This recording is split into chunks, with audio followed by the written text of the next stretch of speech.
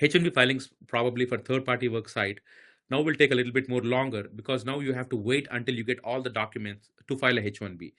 If you file without these documents, more than likely you'll get an RFE. And what we are suggesting is until you have these documents, do not file the case. Even if it takes time, it takes time. But you rather provide all these documents thoroughly upfront and file the case rather than you get a very, very big RFE and then realize that you cannot solve the RFE. So things regarding the end client assignments, I think are what needs to be attached.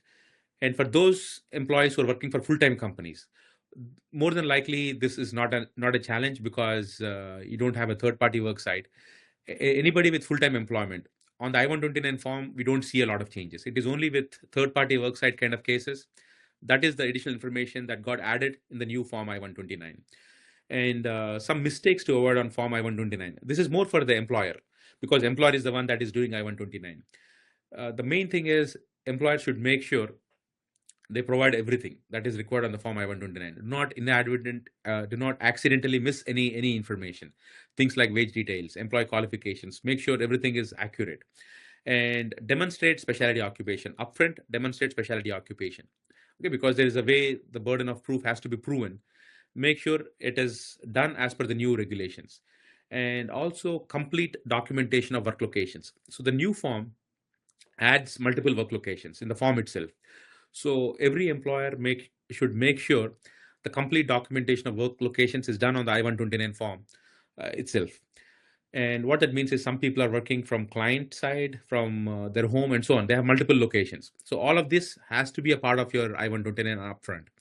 Any incomplete or unclear information about all the work locations will be an RFE. So if you have multiple work locations, make sure everything is put upfront in the I-129 itself.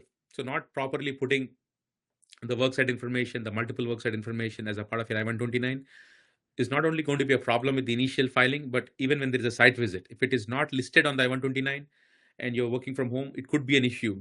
So always make sure the I-129 is thorough with the worksite information. If you're working from multiple locations, make sure it is documented.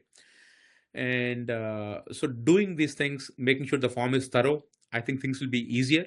That being said, third-party worksite kind of cases, they have to ensure that the new I-129 form, the new changes are appropriately filled out, and the supporting documentation is not only accurate, consistent, complete.